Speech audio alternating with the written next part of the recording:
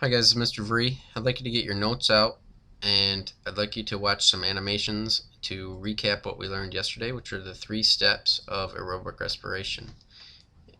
At the end of the video, I'm going to put this slide up, and you need to be able to label which part of respiration, glycolysis, Krebs cycle, or electron transport chain each of these chemicals in the formula for respiration are either used in the reactant side or produced in the product side. Also, I want you to focus on how or how much and where the ATP is generated. Okay, so the first step is called glycolysis, as you remember, and we're going to start out with our 6-carbon glucose. Remember, that's C6H12O6, but it's the carbons that are important. And so glycolysis, remember, actually means lysis of glucose, glycolysis. And the first step is we are going to actually spend a little energy to split that glucose, or not split it, but to phosphorylate it, to give it some phosphates. And that's going to cost us 2 ATP to do that. See the 2 phosphoruses?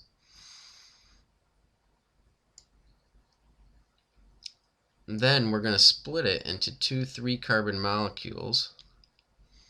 And so now we're down to, we haven't lost any carbon yet.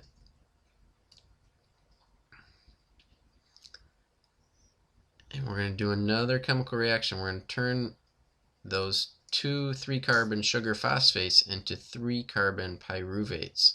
So we're going to use those phosphoruses to make a total of 2 NADs, and we're going to make a total of 4 ATP. So remember, we had to use 2 ATP earlier, so we're actually only going to make a total of 2 ATP and a total of 2 NADH, and we're going to make 2 3-carbon pyruvates. So what I'd like you to do now is get a whiteboard out with your neighbor and pause the video and answer these 3 questions. Okay, you ready for the answers? Here they come. So glycolysis takes place in the cytosol. The reactant is glucose, and produced are 2 pyruvates, 2 ATP, and 2 NADH. Okay, on to the next step, which is the Krebs cycle. You can see we're actually, all of our stuff starts as food, and then which becomes glucose into our cells. We go through glycolysis, and here are those 2 pyruvates that we're going to make, and they're going to move into the mitochondria to do the Krebs cycle. So it's going to zoom in. So now we're going from pyruvate into the mitochondria. And when we do that, we're going to make a NADH. And how that happens is we're going to turn our 3-carbon into a 2-carbon. And that means that extra carbon is going to become carbon dioxide. Now that 2-carbon acetyl-CoA is going to combine with another 4-carbon molecule to make a 6-carbon molecule. That 6-carbon molecule is going to become a 5-carbon molecule, which means we're going to lose a carbon, and that carbon once again is going to turn into carbon dioxide. And we're also going to make an NADH when we do that. That process is going to happen again. 5-carbon is going to become a 4-carbon. We're going to lose a CO2, but once again we're going to harness that energy and turn it into a NAD and ATP. And that process is going to be very similar here. We're not going to lose any carbon, but we're going to go through some chemical reactions, and that 4-carbon molecule is going to turn into a different one, and we're going to make a NAD, and we're going to make an FADH2 FAD, and both of those are electron carriers. So in summary, a couple things. One thing is, remember we had 2 pyruvates, so this cycle is going to happen 2 times. So take all these numbers and times them by 2. Let's count them up. Let's start with our carbon dioxides. So we have 1, 2, 3. So 3 carbon dioxides times 2 makes 6. Let's count our NADs now. 1, 2, 3, 4. 4 times 2 is 8, so we're going to make 8 NADH. And 1 FAD times 2 makes 2. Okay, So like you get your whiteboards out again and answer these 3 questions. Pause the video now. Okay, I'm going to show the answers here. So Krebs cycle takes place in the mitochondria.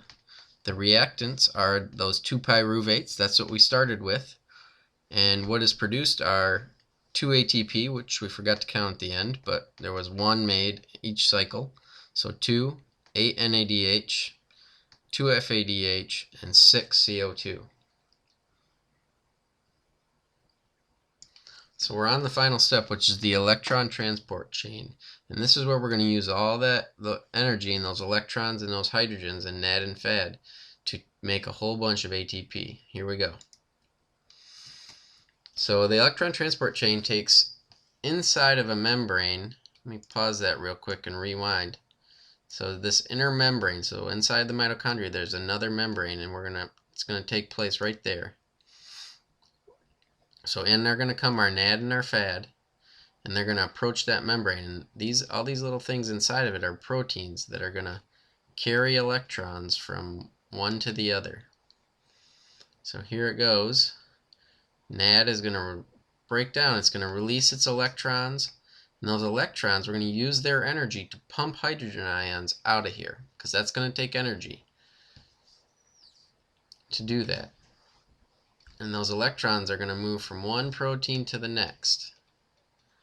And we're going to use their energy. See how as they went by, those hydrogen ions went out. Now FAD does the same thing.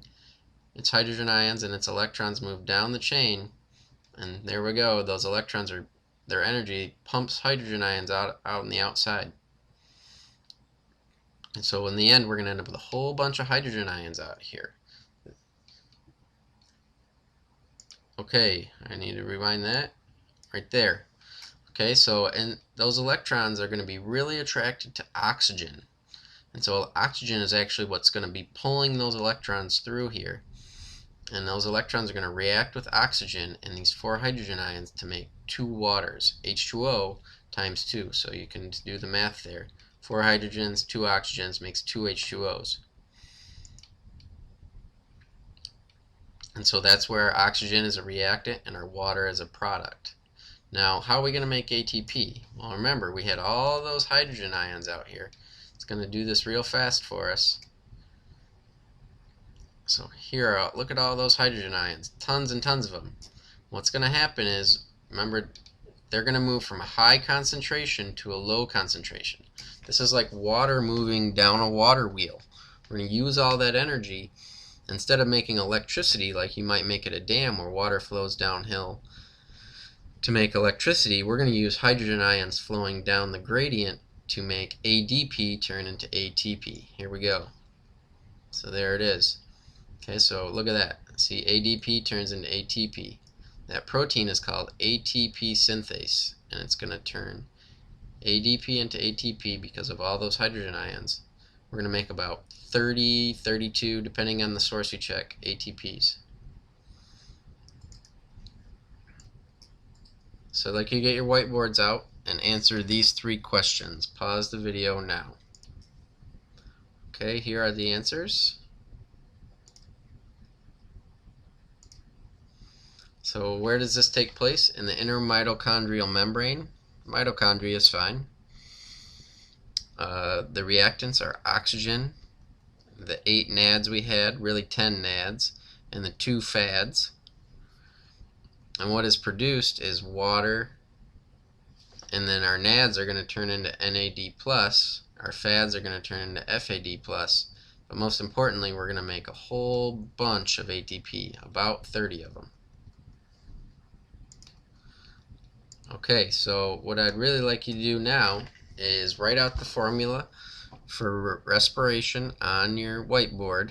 You can see it here, and I'd like you to label which step of respiration are we going to use glucose and oxygen, and where are we going to produce carbon dioxide, water, and ATP. Pause the video now. Okay, here are the answers. So glucose is going to be used in glycolysis. The oxygen, remember, is going to happen in that last step. and it's going to accept those electrons in the electron transport chain. Carbon dioxide is going to be made in the Krebs cycle. Water is going to be made when it reacts with oxygen in the electron transport chain. And all of the steps make ATP. Most of it is made in the electron transport chain, but they all are going to make some ATP. I hope this video was helpful. You need to answer some questions in your textbook. Mr. Naveau will help you with that as needed, as he as he does have access to my answer key if you need it. But you should be all set if you have good notes and you have your textbook. Good luck. Have a great day.